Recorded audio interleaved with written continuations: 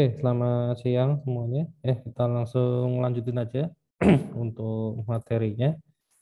Hari ini kita, bentar, saya belum share screen ya.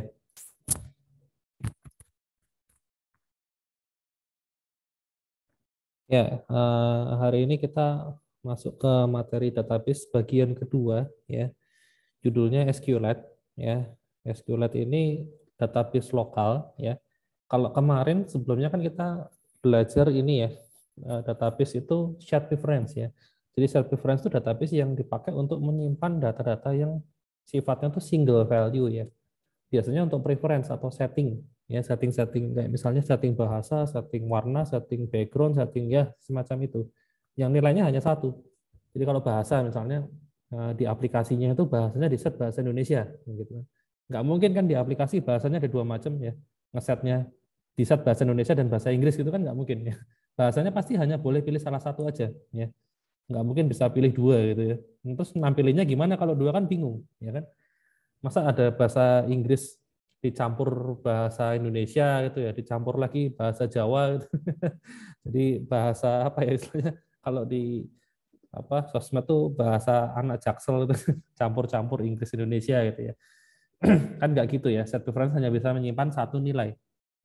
Nah, kalau SQLite itu konsepnya tuh sama kayak database yang kalian pelajari di mata kuliah lain ya, mata kuliah sistem basis data atau mata kuliah pemrograman web. Itu kan kalian belajar basis data ya. Nah, di situ kan pakainya MySQL ya. MySQL atau mungkin MariaDB ya. Saya kurang tahu pakai yang mana. Kalau dulu sih pakainya Oracle, tapi semuanya sama ya. Sama-sama SQL ya, SQL ya atau dibacanya SQL biasanya ya. Nah, di sini Android itu juga punya yang semacam itu ya. Namanya pakai SQLite ya. Ini SQL tapi light itu ringan gitu loh. Jangan dibayangkan ini SQL-nya bisa kayak yang dipelajarin di basis data ya, query-nya bisa apa namanya bisa bikin subquery, transaction dan lain sebagainya ya. Nggak bisa. SQL-nya tuh hanya perintah-perintah sederhana, paling cuma select, insert, update, delete ya cuma semacam itu ya. Paling ditambah klausa where ya, nggak bisa sampai subquery itu nggak bisa ya.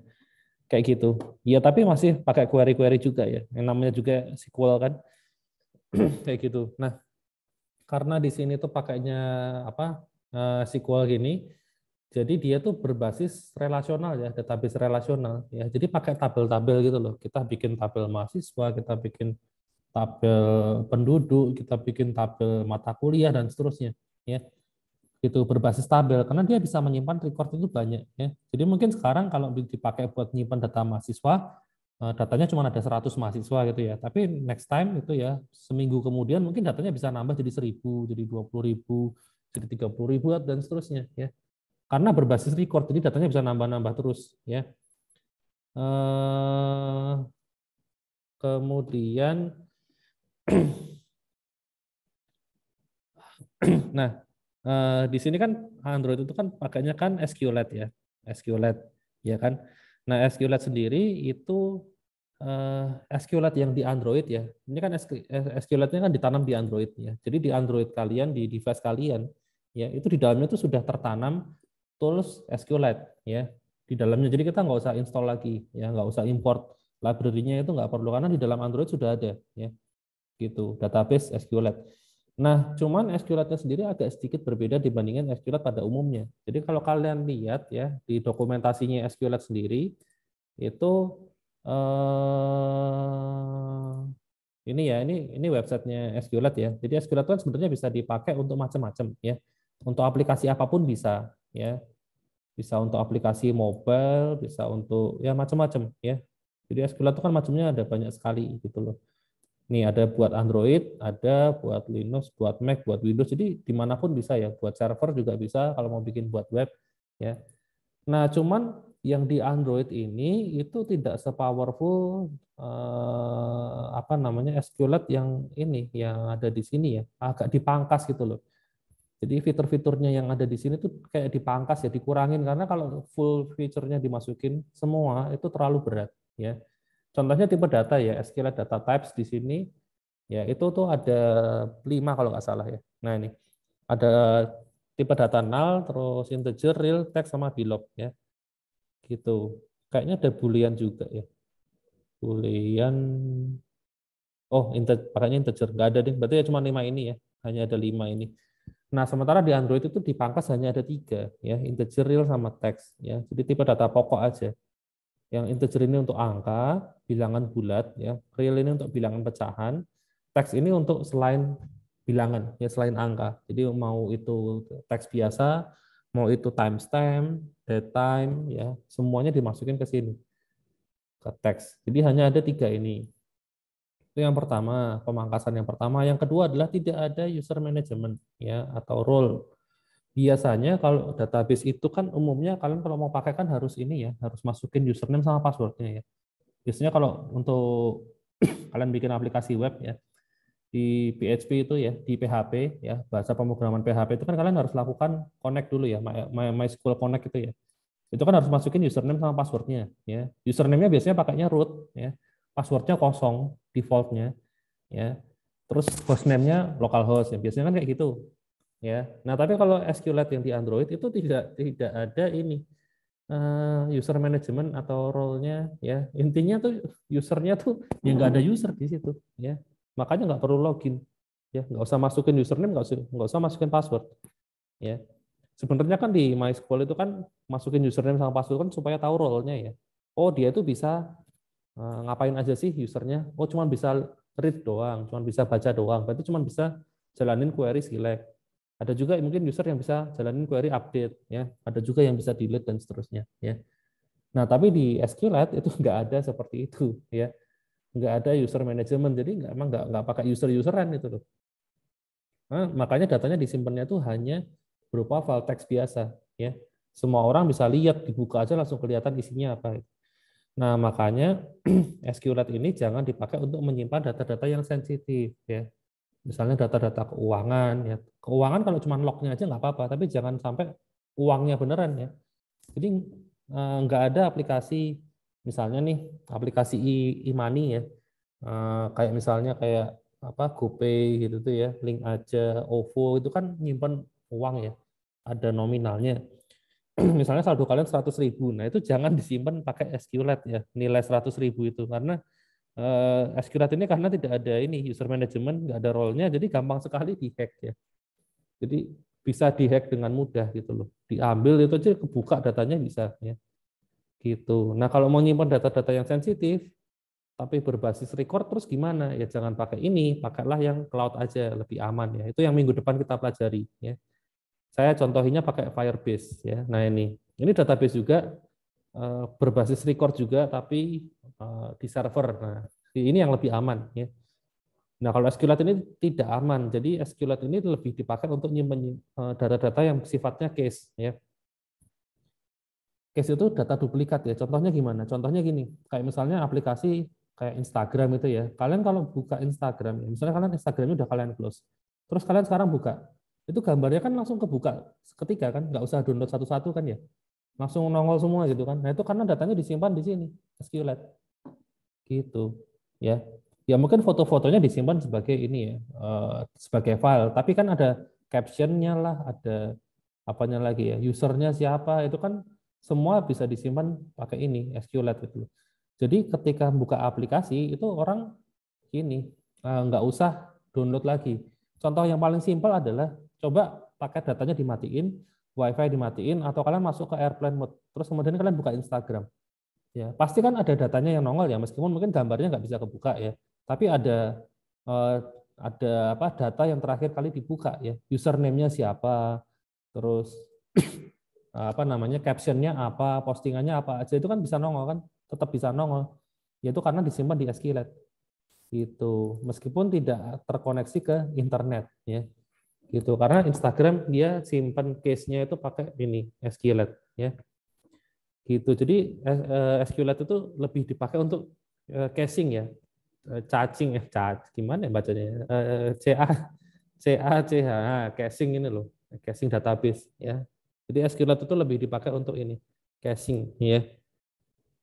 Ya cuman buat ini aja, duplikasi data. Jadi kalau misalnya aplikasinya terpaksa nggak connect internet atau offline, terus dibuka ya tetap masih ada ya, data yang ditampilkan itu masih ada gitu. tujuannya itu ya. Oke, jadi sekarang kita akan pelajarin. Nah, sebelum masuk, saya langsung ini aja bikin project baru ya. Empty activity pertemuan 10 ya. Wah, kita sampai pertemuan 10 kita ya. Tinggal 4 pertemuan lagi ya. Set. Oke, finish. Nah, kita sekarang akan belajar contoh yang sederhana yaitu menyimpan data penduduk ya. Masukin nama, masukin usia, terus ada tombol simpan sama hapus ya. Kalau saya pencet simpan, maka nama sama usianya kesimpan ya. Terus nongol di bawahnya. Ini contohnya kayak gini ya. Masukin namanya Agus, usianya 17, disimpan nanti nongol di sini ya. Gitu. Ya, bikin yang simpel aja karena kan cuma buat latihan ya. Gitu. Membuktikan bahwa kita bisa menyimpan dan nanti menghapus juga ya. Oke, nah ini sudah jadi ya. Pertama-tama mungkin saya bikin layoutnya dulu aja ya.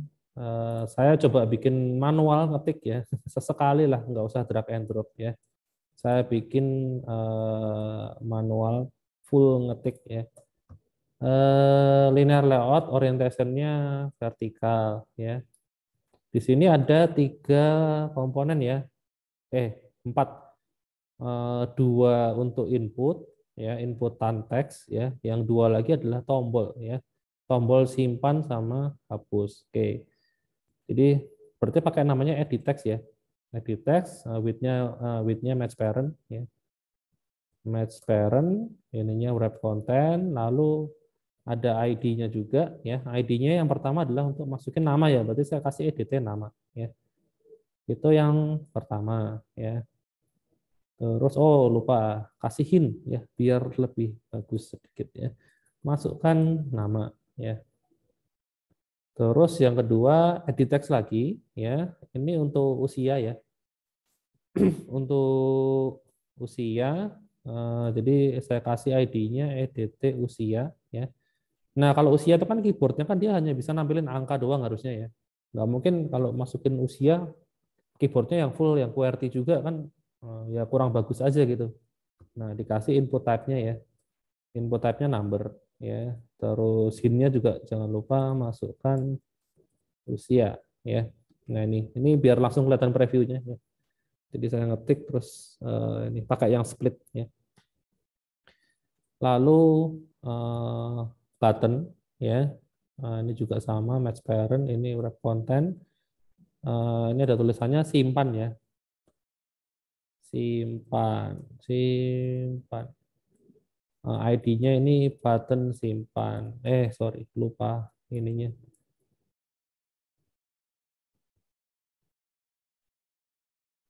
Nah, yang terakhir adalah button juga. Cuman ini ID-nya untuk hapus ya, jadi saya kasih nama btn hapus ya. Teksnya hapus. Oke, terus paddingnya saya kasih 16 dp. Oke lah, segini. Ya, ini tampilannya ya, seperti ini ya. Simple aja. Sama satu lagi lupa untuk outputnya di bawah sini ya, pakai text view ya. Text view, width-nya match parent, wrap content, ID-nya ini saya kasih nama TXV ya, TXV hasil ya, untuk nampilin hasilnya ya, di bawah sini. Ya. Oke, ya itu aja kayaknya untuk tampilannya ya. Nanti masukin nama, usia, terus dipencet simpan, nanti nongol di bawah ya. Terus kalau masukin nama, terus masukin usia, terus dipencet hapus, nanti dia akan cari nama atau usia yang matching ya. Jadi kalau misalnya masukin usia 17, maka semua data yang usianya 17 itu kehapus ya. Gitu. Nah, sampai sini masih cukup jelas ya. Kayaknya nggak ada yang ditanyain kalau cuma sampai sini ya. Oke, langsung lanjut ke berikutnya ya. Berikutnya itu apa namanya? Kita langkah berikutnya adalah bikin yang namanya database kontrak ya. Database kontrak itu sebenarnya isinya hanya query-query ya. query-query, nama-nama tabel, nama-nama kolom itu semua ditaruh di sini database kontrak. Ya supaya gampang aja sih sebetulnya. Sebenarnya ya ini nggak usah dibikin juga nggak apa-apa gitu. Nanti kalian kalau ngetikin di main activity itu misalnya mau bikin query ya, misalnya query insert gitu ya, itu tinggal ngetikin gini juga bisa sih, insert into penduduk gitu ya. Misalnya value-nya nama dan usia ya, values-nya misalnya namanya Christian. Kan query-nya kan kayak gini ya. Christian Adi usianya 17 ya. Query-nya kan seperti ini bentuknya ya kan. Kalian ketikin langsung gini juga boleh ya. Nah, ini paling ngambil dari inputan ya, ngambil dari edit text itu ya. Ini tinggal diganti, ini tinggal diganti. Gitu. Nah, terus pakai database kontrak tujuannya buat apa? Nah, supaya kalau misalnya nih nama penduduk ya, tabel penduduk kalau misalnya namanya mau diganti sewaktu-waktu itu kita cukup ganti di sini aja. Gitu. Kita nggak harus ganti di sini. Ya, bayangin kalau misalnya query insert-nya ini ada di beberapa file gitu ya, nggak hanya di main activity tapi ada di file-file yang lain ya. Misalnya di sini aja ada 3 gitu, ada 5 deh. Ada 5 query insert itu ya. Kebetulan di sini nama kolomnya tuh berubah ya. Usia diganti jadi umur ya. Nah, bayangin kalau usia diganti jadi umur ya terus kalian kan berarti harus cari satu-satu kan. Mana yang masih pakai kata usia? Oh, di sini ini saya ganti juga itu kan. Oh, ini masih ini ganti ya. Ini ganti ya. Nah, ini ganti juga kan gitu. Ya enggak? Nah, itu kan sangat merepotkan ya. Bayangin kalau misalnya ternyata masih ada 100 file yang lain, nah itu harus dicari satu-satu ya, terus diganti. Nah, itu kan secara software engineering ya, secara prinsip software engineering itu tidak bagus ya. Nah, oleh karena itu hal-hal yang bersifat kayak gini ya, static variabel gini mendingan dikumpulin jadi satu di sini. Idenya gitu. Ya, di sini kalian mau bikin langsung juga boleh ya, misalnya file tabel name ya, penduduk misalnya. Nah, kayak gini gitu kan. Terus apa lagi? Misalnya file kolom kolom name-nya untuk yang nama ya. Nama kolom maksudnya, itu nama. Terus kolom name lagi usia misalnya. Nama kolomnya usia. Nah, mending kan di sini kan kayak gini. Gitu. Dikumpulin di sini. Nah, di sini nanti tinggal panggil dari database kontrak gitu kan. Misalnya DBC gitu ya, database kontrak sama dengan database kontrak ini kan. Nah, di sini tinggal diganti aja kan berarti kan dolar DBC titik table name ya. Ini dolar DBC titik nama ya. Dolar ya, DBC titik usia. Nah, kayak gini. Gitu. Nah, kalau udah pakai kayak gini, ya seandainya nih ada 5 query di sini ya, ternyata tiba-tiba usia itu ganti, ya nama kolomnya berubah jadi umur. Ya kalian kan tinggal ganti di sini aja, ya usia diganti jadi umur, selesai gitu loh. Ya kan? Gitu. Ya, ini kita nggak usah ubah-ubah, biarin aja yang di sini. Yang kita ganti di sini aja gitu. Maka di sini semua langsung kena efeknya. Ya, itu sebenarnya tujuannya database kontrak supaya kita itu kalau ada perubahan yang diganti itu ya di sini doang ya, satu kali ganti aja, yang sini nggak usah diganti lagi gitu. Oke, itu database kontrak. Nah, kemudian ya kalau kalian lihat yang di sini database kontrak di sini itu ada sintaks baru namanya objek ya. Kenapa harus dikasih objek dulu baru dimasukin ke dalam sini? Nah, objek ini sebetulnya tujuannya adalah untuk membuat istilahnya apa ya? Singleton ya, singleton pattern ya. Jadi dalam software engineering itu ada banyak desain pattern ya. Salah satunya adalah singleton pattern ya. Singleton pattern itu adalah sebuah kelas yang hanya akan diinstansiasi satu kali ya, one instance ya, one single instance. Nah, kalau kalian lihat mungkin nggak di sini saya bikin ada dua variabel dbc itu ya, dbc 1 sama dbc 2. Ini dbc 1, DBC2. Mungkin nggak? Nah, jawabannya ya kalau mungkin aja bikin 2, tapi pertanyaan berikutnya buat apa gitu loh. Kalau kalian lihat kan isinya cuma kayak gini. Cuman isinya nama tabel, nama kolom, udah ya. Nama tabel sama nama-nama kolomnya. Terus kalau mau bikin 2 tuh buat apa gitu loh. Wong di sini dia nggak punya variabel apapun yang bisa kita set, nggak punya metode apapun yang bisa kita pakai gitu kan. Terus ngapain? Kita harus bikin 2 kali gitu. Berarti kan otomatis database kontrak ini sebenarnya hanya akan diinstansiasi 1 kali, ya enggak? Betul kan? Hanya akan dipakai 1 kali doang, ya satu instance aja kita butuhnya. Kita nggak butuh banyak instance di sini, ya. Nah, karena kita hanya butuh 1 instance, maka buat aja dia sebagai singleton, ya, singleton pattern. Caranya gimana? Ya pakai ini keywordnya objek, ya objek atau companion objek. Gitu. Ya ini sekarang saya bikin pakai companion objek dulu ya, companion objek ya, seperti ini misalnya. Nah, saya pindah ke situ. Nah, terus ngefeknya apa sih? Nah, ngefeknya adalah kita sekarang nggak usah bikin instansiasi dari database kontrak ya. Kayak gini nggak perlu. Ya, nggak usah bikin variabel DBC, tapi langsung dari sini kita panggil kayak gini bisa. Nah, ini. Langsung panggil kelasnya aja. Nah, gini. Gitu. Kita panggil kelasnya, langsung panggil variabelnya. Nah, ini bisa. Ya, ya kayak gini caranya. Ya. Nggak usah bikin variabel DBC kayak tadi ya.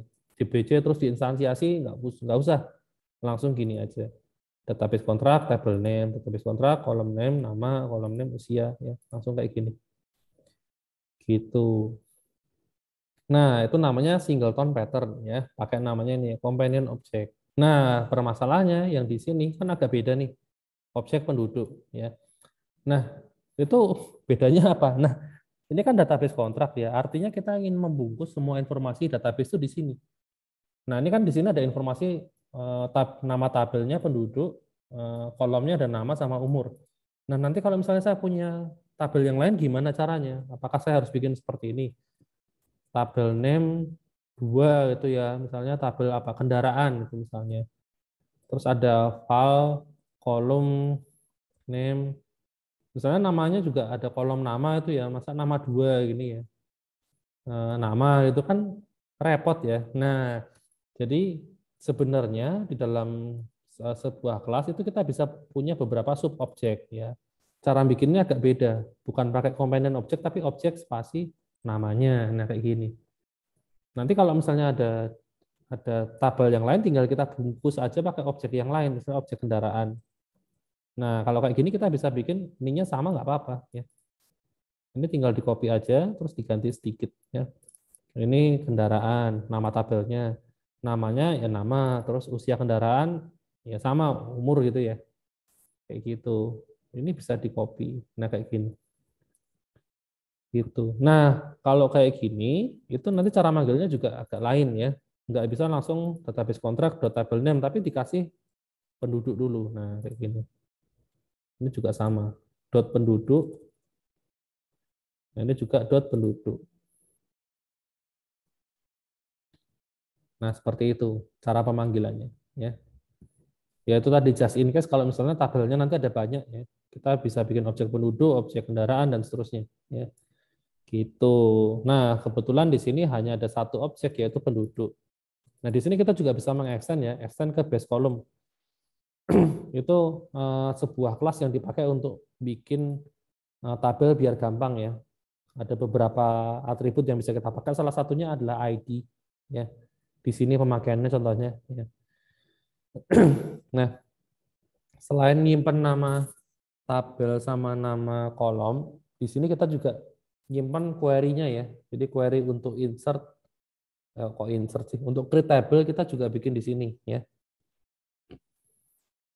Kita bikin pakai ini SQL create table ya. Nah, ini pakai petiknya 3 aja biar bisa ke enter ya. Nah, ini query-nya saya tuh terus terang nggak gitu hafal ya karena sudah lama nggak pakai ini. SQL saya pakainya tuh database tuh yang non relasional terus kalau sekarang ya. Yang relasional saya udah jarang pakai. Create table terus diikuti namanya ya table name ya.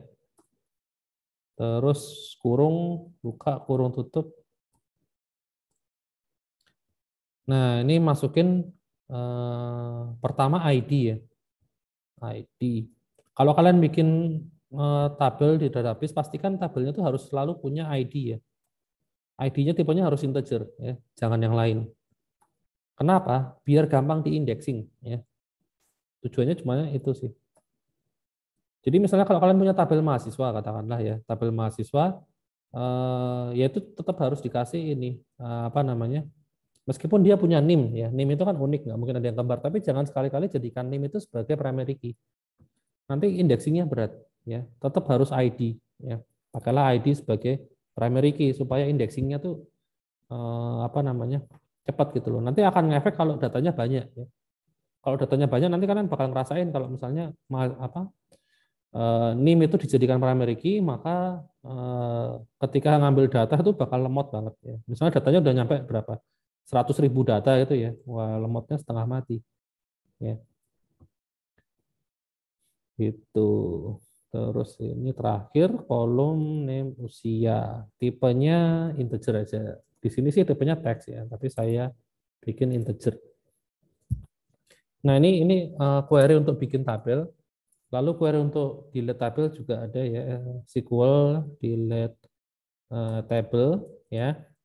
Delete from kok delete from? Delete itu delete record ya. Ini kan delete table ya. Drop table ya. If exists ya. Dollar table name. Nah, ini query dasarnya yang harus dibikin ya. Create table ini harus ada ya. Yang delete sebenarnya opsional ya. Nggak harus juga nggak apa-apa, tapi kalau create harus ada ya. Karena kalau nanti aplikasinya diinstal pertama kali di HP kan dia bakal create tabelnya dulu ya sebelum bisa nyimpen ya. Oke, kayaknya ini cukup. Nah, berikutnya nih yang penting adalah bikin kelas helpernya ya. Kita harus bikin kelas helper. Helper itu sebagai jembatan ya. Jembatan antara aplikasi kita dengan database ya.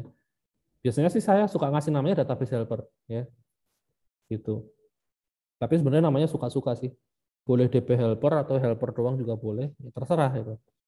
Kalau saya sih ngasih namanya biasanya ini database helper. Nah, dia harus mengextend ke SQLite open helper ya, SQLite open helper ya. Nah, di sini dia akan minta beberapa parameter ya. Ada 4 kalau nggak salah ya.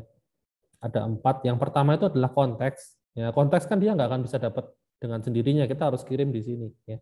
Maka di sini harus ada satu parameter tipenya konteks ya. Konteks. Taruh di sini juga ya. Dikirim ke sini. Yang pertama. Yang kedua adalah nama database-nya apa. Nah, kalian bisa langsung ketikin di sini kalau mau ya. Misalnya saya kasih nama MyDB. Yang ketiga adalah kursornya. Nah, kursornya itu kursor itu dipakai untuk ngambil data ya. Itu nanti bisa di custom. Tapi kalau kalian nggak pengen pakai yang custom atau kalian misalnya bingung itu buat apa sih? Kasih aja null ya. Nah, yang terakhir adalah versionnya. Nah, versionnya kalau pertama kali ya kasih 1 ya. Gitu. Nah, kayak gini jadinya ya. Nah, ini kalau udah ini harus diimplement membernya, metodenya karena kan open helper ini kan merupakan abstrak kelas ya. Nah, jadinya kayak gini. Ada 2 metode yang harus kalian implement ya, onCreate sama onUpgrade ya. OnCreate ini akan dijalankan ketika aplikasi diinstal pertama kali dan dibuka ya, dibuka pertama kali. Itu dia akan menjalankan onCreate ini. Nah, onCreate ini isinya adalah nge-create tabelnya. Ya, tabel-tabel yang kalian punya harus di-create. Nah, di sini kan ada parameternya SQLite database ya. Nah, ini saya ganti aja biar namanya tuh agak bagusan dikit ya. Saya kasih nama DB ini ya. Nah, di sini kita bisa panggil query. Kita bisa jalanin query pakai metodenya namanya exec SQL ya. Misalnya create table bla bla bla itu kalian bisa langsung ketikin di sini kalau mau ya. Tapi kan tadi kita sudah bikin di sini ya. Nah, ini kita kan sudah punya di sini. Nah, kita tinggal panggil aja ya dari database kontrak ya. Database kontrak titik penduduk titik create table. Nah, kayak gini. Nah, ini jangan lupa dikasih tanda tanya. Karena di sini tipenya tanda tanya ya. Maka di sini juga harus dikasih tanda tanya. Nah, jadinya kayak gini, ya. Seperti ini, ya. Lalu, nah ini on-grid itu akan dipanggil pertama kali ketika aplikasinya dibuka ya. Aplikasi dibuka pertama kali, itu dia akan panggil on-grid. Nah, kalau yang on-grid ini akan dipanggil ketika aplikasinya itu ada update ya. Dan ternyata database-nya versinya berbeda di aplikasi yang baru, misalnya nih, ini aplikasi udah kita launching ya, udah jalan, udah dipakai banyak orang. Nah, terus kemudian kita ingin ubah source code-nya ya. Ini versinya harus kita naikin ya. Jadi kalau ada perubahan di database, misalnya ternyata kolomnya nambah atau lain sebagainya, ini versinya juga harus dinaikin. Kalau nggak dinaikin, nanti dia nggak akan ngupgrade. Jadi kalau ini kita naikin jadi 2 gini ya. Nah, maka orang-orang yang masih pakai versi 1, ketika dia ngupdate, dia akan manggil ini, on upgrade. Itu. Nah, di on upgrade ini, ya kalau cara yang paling simpel adalah database yang lama, itu di-delete aja ya. Kan kita sudah punya query delete-nya juga kan. Nah, ini di-delete, terus kita panggil on create ulang ya. Nah, kayak gini. Ya, caranya paling kayak gini ya. Cuma kekurangannya kalau tabelnya kita hapus ya datanya hilang semua ya. Data-data yang sudah pernah kita simpan itu hilang ya. Terus kita bikin dari awal. Nah, harusnya kalau cara yang bagus tuh di sini di backup dulu ya. Di sini ada code buat backup DB ya. Backup DB lama, terus kan kita bikin DB yang baru ya. Nah, kita pindahin lagi database-nya ke DB yang baru ya. Di sini itu. Jadi setelah on create kan ini kan on create kan manggil yang ini ya. Dia bikin tabel. Nah, di bawahnya sini pindah ke yang baru ya. Ini berarti di sini kan import DB lama ya ke dalam sebuah variabel. Nah, terus ini diekspor. Diekspor, diimport. Pakai bahasa Indonesia aja lah, ambil dari DB yang lama ya. Terus pasang ke DB baru. Nah, di sini gitu. Mau saya nggak jelasin sampai situlah, nanti waktunya habis ya. Nah, sampai sini aja. Gitu. Oke, nah ini kalau sudah, berarti sekarang kita tinggal bikin implementasinya di sini ya. Nah, untuk implementasi database-nya itu saya bikin di sini ya. Saya bikin sebuah variabel ya. Tipenya SQLite database ya. Isinya masih null dulu ya. Null. Oke.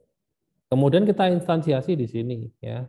DB itu ngambil dari database helper tadi ya. Database helper itu kan butuh parameter konteks ya, saya kasih this kan kayak gini. Nah, di sini kita bisa pilih 2 macam database. Ada yang namanya readable database sama ada yang namanya writable. Kalau yang ini hanya bisa baca doang ya, query-query select doang. Kalau yang ini bisa semua query. Jadi saya pilih yang ini. Gitu.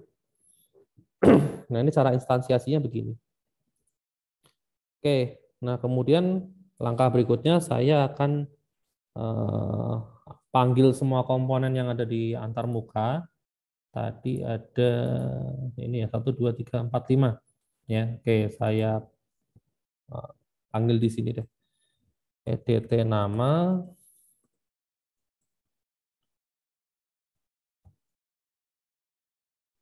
terus EDT usia,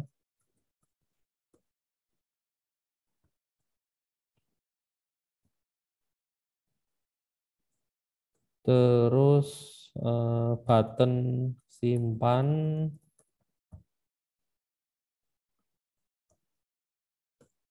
terakhir button hapus ya.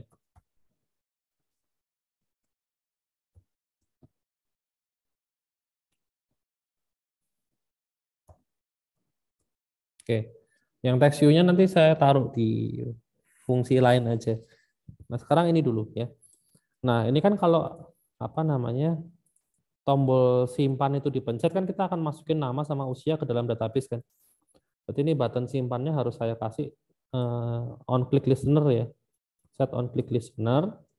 Nah, di sini yang kita lakukan adalah kita masukin ke database ya. Ceritanya kan gitu. Nah, untuk masukin ke database kan kita sudah punya DB ini ya. DB. Nah, di situ kita bisa kayak tadi ya. panggil metode exec.sql, terus jalanin query insert ya, insert into penduduk misalnya, dan seterusnya ya. Ini kalau mau bikin query manual gini bisa ya. Tapi kalau mau pakai yang query builder juga nggak apa-apa ya, ada juga di sini. Caranya itu ini ya, pakai content values mana ya? Nah, ini pakai content values ya.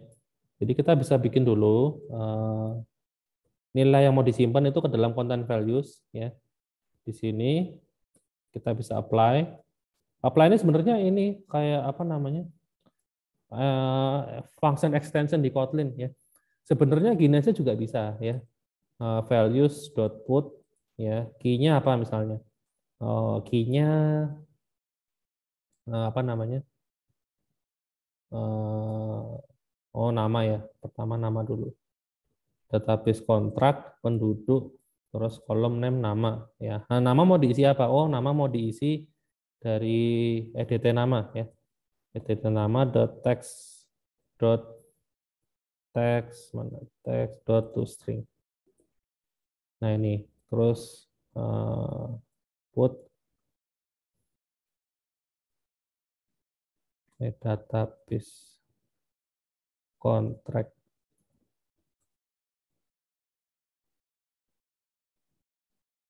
edt usia. Nah, kayak gini. Nah, ini pakai cara seperti ini juga boleh. Kalau mau pakai cara seperti ini juga boleh. Bedanya cuma di sini. Ya, saya tunjukin. Kalau di sini, ini kan ini baris pertama, ini baris kedua, ini baris ketiga. Kalau pakai cara yang di modul, itu values-nya itu, misalnya saya bikin values 2 ya. Itu langsung kita bikin ini, objeknya langsung di-apply kan. Nah, terus kalau di sini ya, kita di dalam sini itu kita bisa langsung panggil metode-metode yang ada di content values tanpa harus panggil dirinya sendiri. Jadi kita langsung panggil put gitu aja ya. Jadi kita bisa copy yang ini, segini ini bisa kita copy, taruh sini. Ya.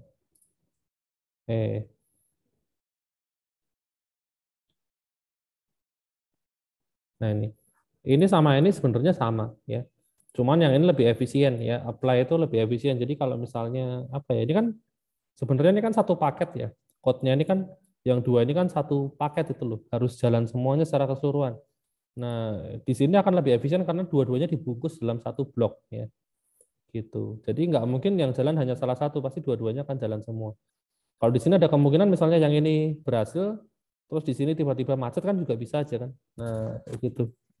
Ini fungsinya apply. Ya, dia cuma buat bungkus aja sih, bungkus ini apa namanya parameter-parameter yang harusnya itu satu bagian gitu loh. Kalau ini kan terpisah-pisah, ya. Gitu. Ya, pakai yang ini boleh, yang ini juga boleh. Tapi lebih bagus yang bawah. Jadi saya pakai yang bawah aja.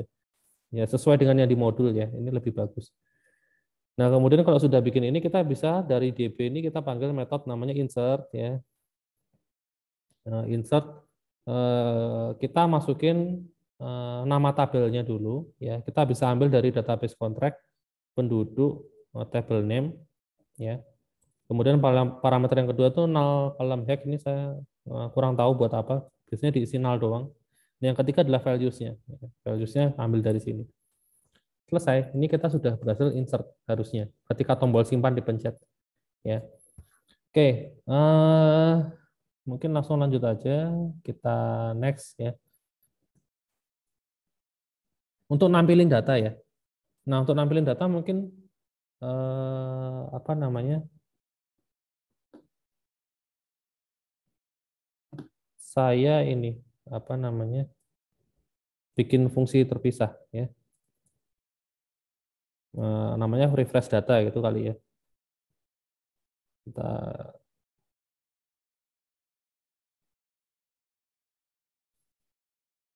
Nah, di sini nanti dia akan jalanin query select ya. Terus ditampilin. Nah, di sini saya bikin value ya. Tadi kan outputnya ditampilin di TXV hasil ya. Ini saya instansiasi di sini ya. Tipenya text view, ID-nya TXV hasil ya. Itu yang pertama. Nah, yang berikutnya ini yang agak panjang ya. Sebenarnya kita kalau mau query select tuh langsung ketikin query-nya juga bisa sih, ya. Nanti saya kasih lihat ya cara yang kedua, tapi cara yang pertama yang pakai query builder caranya seperti ini. Jadi kita harus tentukan dulu kolom-kolom yang mau kita ambil datanya ya di sini. Kita bikin array of column ya, columns ya, pakai array of ya. Nah, kolom apa aja yang mau kita ambil? Pertama misalnya kita mau ambil kolom ID ya, base kolom ID, terus apa namanya? Database database kontrak tadi. Oh ya, ID-nya nggak ada ya. Langsung database kontrak dot penduduk. Misalnya kita mau ambil yang nama ya, sama usia ya. Jadi ada tiga ya, ID, nama sama usia ya.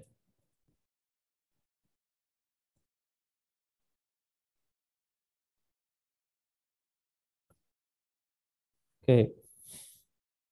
Nah, ini ada tiga kolom yang mau kita ambil ya. Kemudian, nah untuk eksekusinya kita bisa pakai ini ya, db.query ya. Nanti dia akan diterima ke dalam apa namanya variabel yang tipenya kursor ya. Nah, makanya saya kasih nama kursor ya. Jadi tipenya memang kursor ya. Nah, ini pakai db.query. Nah, tinggal dimasukin ke sini aja ya. Nah, kita lihat ya. Parameternya yang pertama itu adalah nama tabel ya. Nama tabel kita bisa ambil dari database kontrak lagi, penduduk, table name. Parameter yang kedua itu adalah nama-nama kolomnya ya. Nama-nama kolom kan kita sudah punya di sini ya. Taruh aja sini.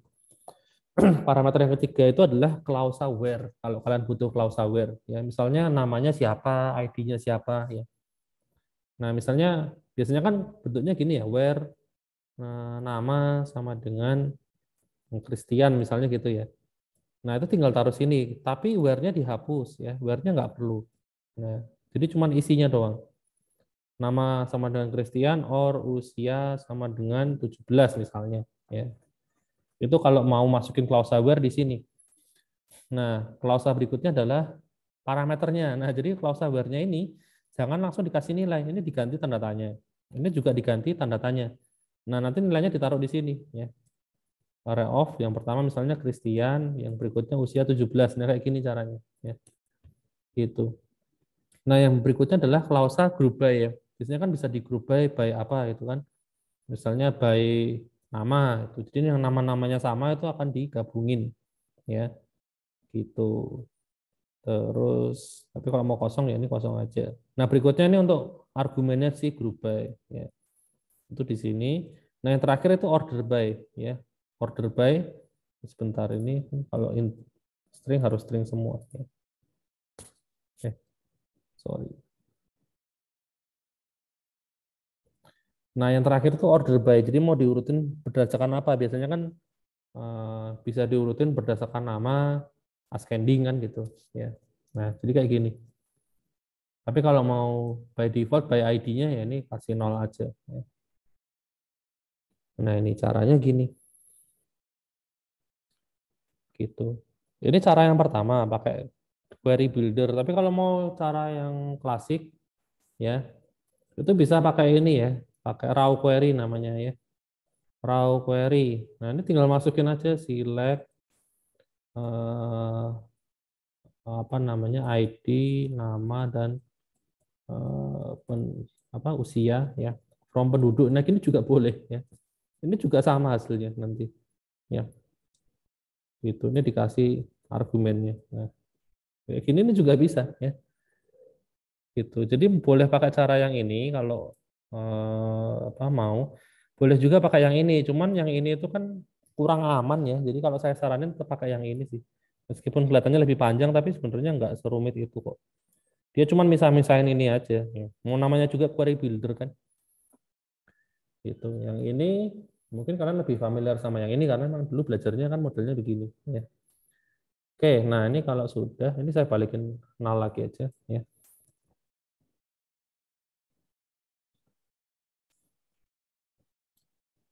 Nah, kalau udah kita ambil hasilnya ya, kita siapin dulu sebuah variabel namanya result tipenya string. Kemudian kita looping kursornya ya. With cursor itu buat mengecek apakah kursor ada isinya atau enggak. Kalau ada, saya looping pakai while ya, gitu. Jadi kalau kursor itu ada isinya, saya panggil move to next ya. Pindah ke pointer berikutnya. Ini harus dikasih pentung atau tanda tanya atau pentung. Oke. Jadi ini fungsi punyanya si kursor ya. Move to next. Jadi kalau ada datanya dia akan looping terus pakai while ini ya. Nah, selama looping mau ngapain? Nah, selama looping kita bisa ambil datanya ya. Kita taruh di result ya. Kita ambil pertama kita ambil namanya dulu. Ya, kita bisa pakai fungsi namanya getString. Nah, parameternya integer. Integer itu adalah urutannya ya.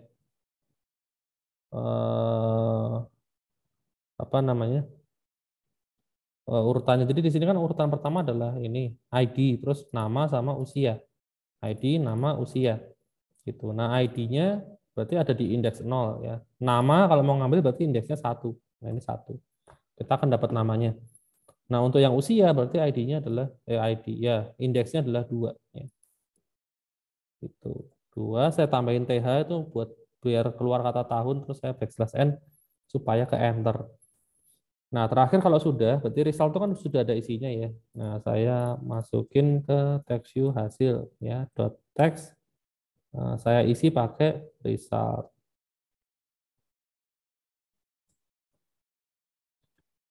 Gitu. Nah, refresh data ini dipanggil di sini ya. Kalau aplikasinya pertama kali dijalanin, nampilin datanya. Terus setelah insert juga refresh lagi. Ini jangan lupa dikosongin ya. EDT namanya saya set teks kosong ya. Kalau habis ngisi kan biasanya namanya kan hilang ya. Nah, oke, kayaknya sih sudah cukup ya. Ya, saya coba jalanin ya. Mungkin ada yang mau ditanyain sambil menunggu saya ngeran ini.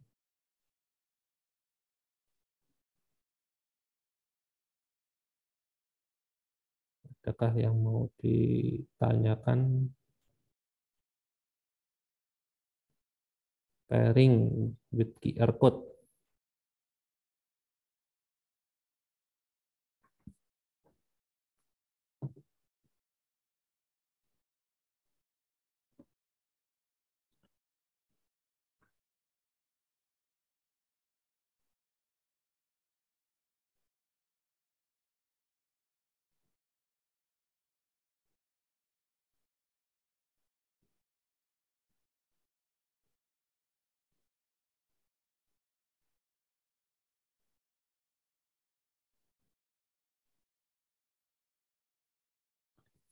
Oke,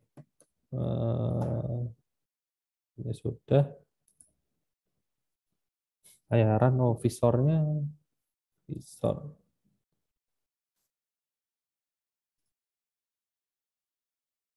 Ini sebenarnya database-nya akan kelihatan di sini ya. Buka aja app inspection, terus ini bisa pilih prosesnya. Tapi ini belum nongol, ya ditunggu dulu karena masih install. Ya. Biasanya kan yang dibuka kan loket ini ya, buat lihat progres. Ya. Nah kalau kalian mau lihat isi database itu bisa pakai yang app inspection ini. Ya. Nah ini.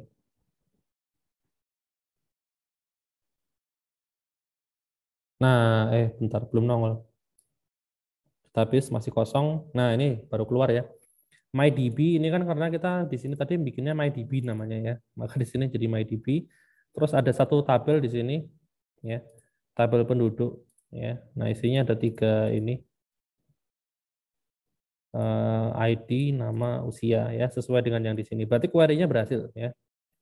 ID-nya jadi primary key, ada gambar kuncinya ya. Ini sudah berhasil. Jadi database ini kebaca ya. Ini database yang ada di HP saya ya, yang sudah diinstal di aplikasi ini ya.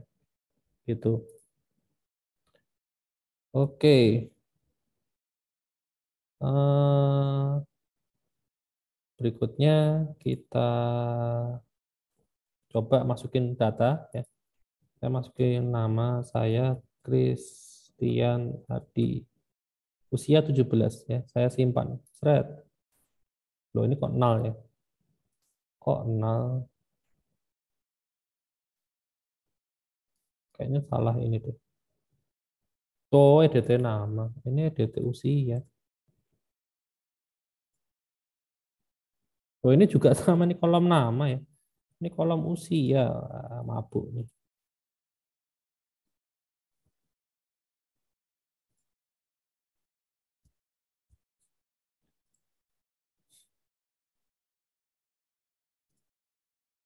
Ya, saya masukin lagi Adi Nugraha.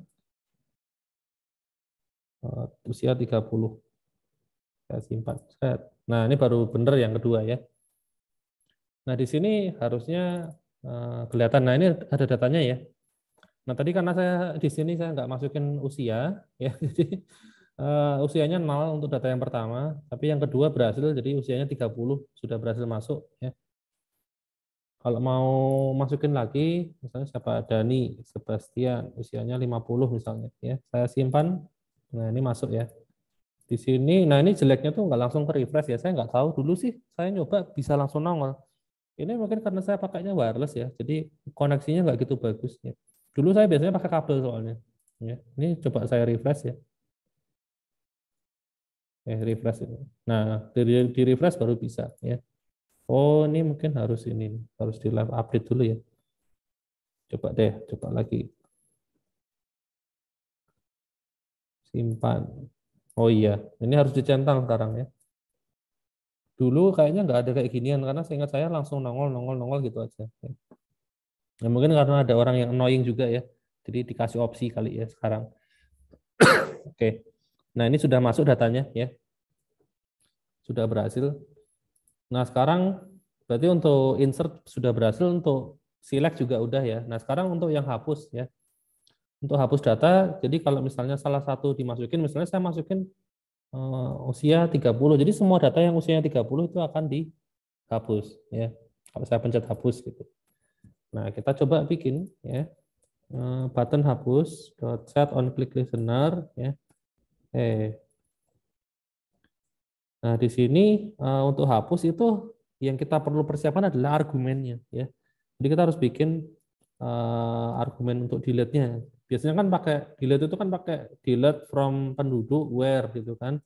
Namanya siapa ya, atau usianya berapa kan gitu, ya kan. Nah, jadi klausalnya seperti ini. Cuman where-nya dihapus ya. Ini nggak perlu. Nah, terus untuk isinya, isi datanya dikasih tanda tanya seperti ini.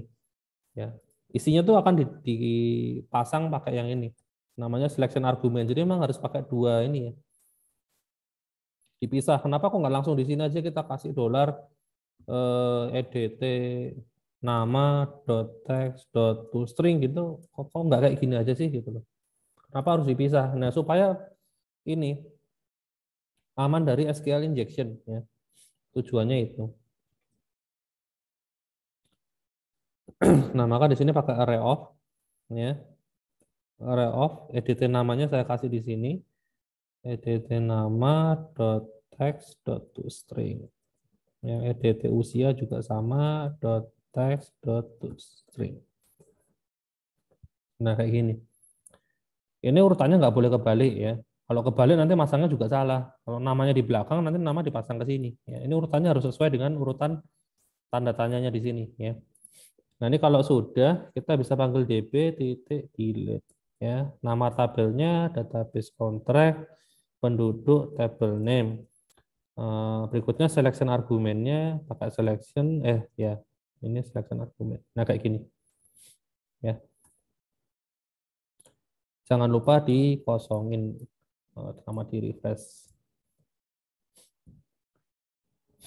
Gitu caranya ya. Nah, kita coba aja ya. Kita hapus.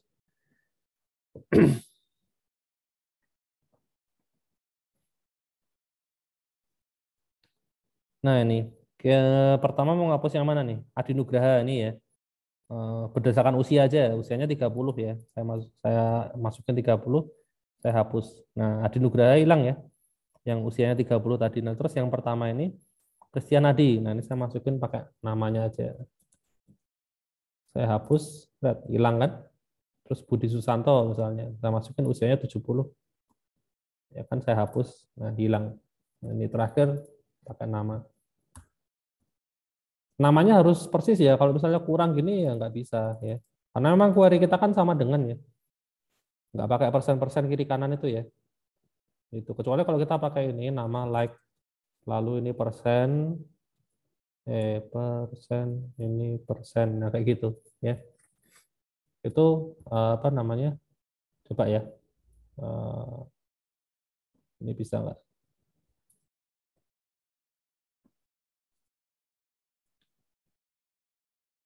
Kan namanya cuman ini Sebastian. Fokus. Loh, error ya. Bentar.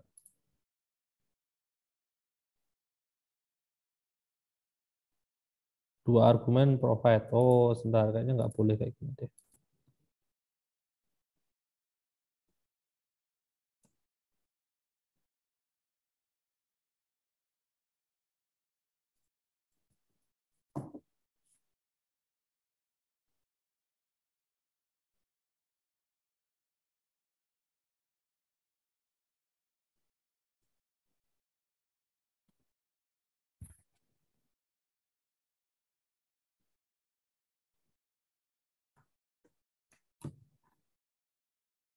Ini di sini. Ini saya tambahin di sini berarti. Persen ya. Persen plus.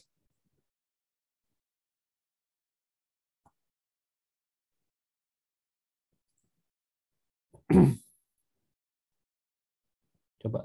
Sekarang saya hanya masukin nama belakangnya aja. Sebastian. Saya hapus thread. Nah, baru bisa. Ya. Persenannya nambahnya nggak boleh di sini, tapi di sini ya. Ini harus tanda tanya murni ya. Nah, ini baru bisa. Itu. Oke.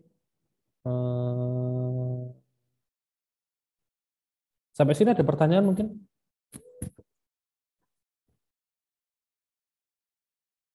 Ada yang mau ditanyain?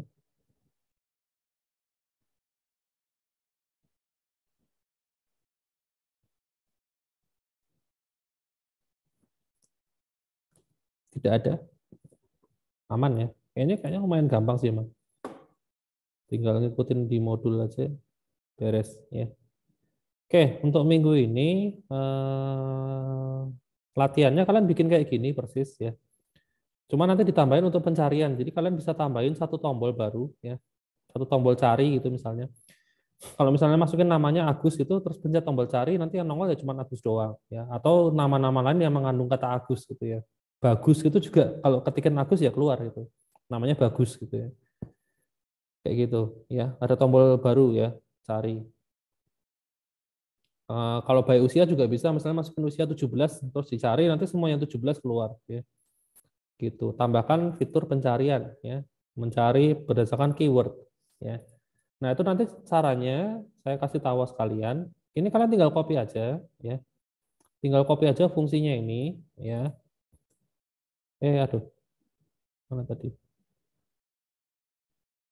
Tinggal di copy terus kalian bikin fungsi namanya misalnya search by keyword ya.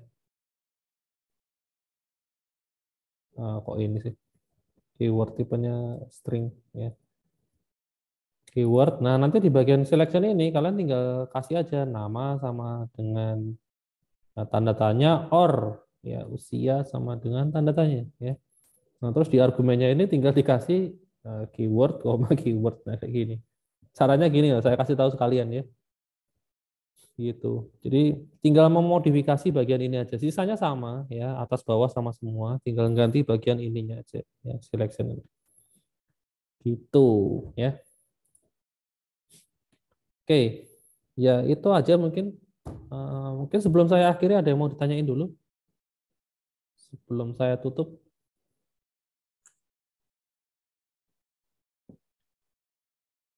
Nggak ada? Oke, ya sudah kalau nggak ada, mungkin pertemuan kita sampai di sini aja ya. Kalau gitu sampai ketemu lagi minggu depan. Oke, thank you semuanya. Terima kasih, Pak.